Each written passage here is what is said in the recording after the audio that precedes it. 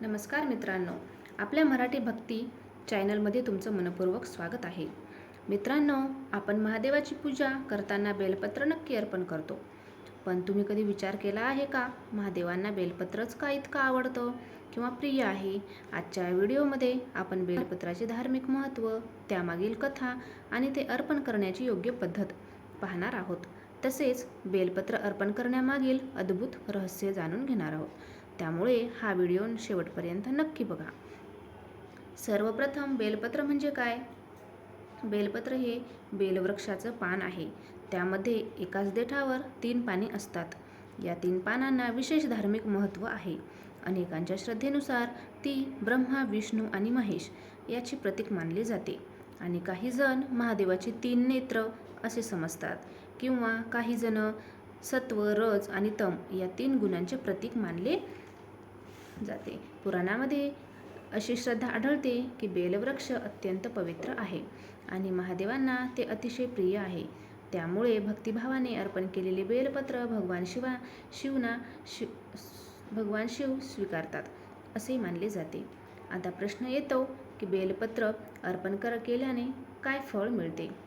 श्रद्धेने बेलपत्र अर्पण केल्याने मनाला शांती मिळते, भक्ती दृढ होते आणि महादेवाची कृपा प्राप्त होते.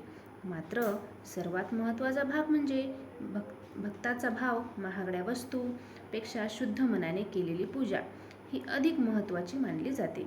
बेलपत्र अर्पण करताना काही गोष्टी लक्षात ठेवाव्यात. स्वच्छ आणि ताजी बेलपत्र वापरणे. शक्यतो 3 पाने असलेला बेलपत्र निवडावा. ते स्वच्छ पाण्याने धुवून भक्तिभावाने शिवलिंगावर अर्पण करावे. पूजा करताना ओम नमः शिवाय या मंत्राचा जप केल्यास अनेक भक्तांना अधिक एकाग्रता वाटते.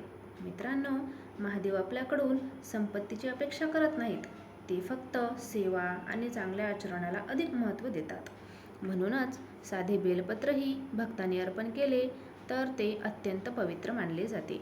श्रद्धेनुसार बेलपत्र अर्पण केल्याने मनाला शांती मिळते, भक्ती वाढते आणि महादेवाची कृपा प्राप्त होते. अनेक भक्तांचा असा विश्वास आहे की बेलपत्र अर्पण केल्याने मनातील नकारात्मक विचार कमी होतात, मन अधिक शांत होते आणि श्रद्धेने केलेली पूजा भक्तांना संयम, धैर्य आणि आत्मविश्वास प्रदान करते.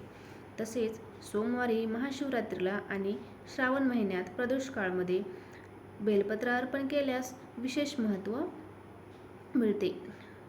या दिवशी ओम नमः शिवाय या मंत्राचा जप करत बेलपत्र अर्पण केल्यास शिवकृपा प्राप्त होते.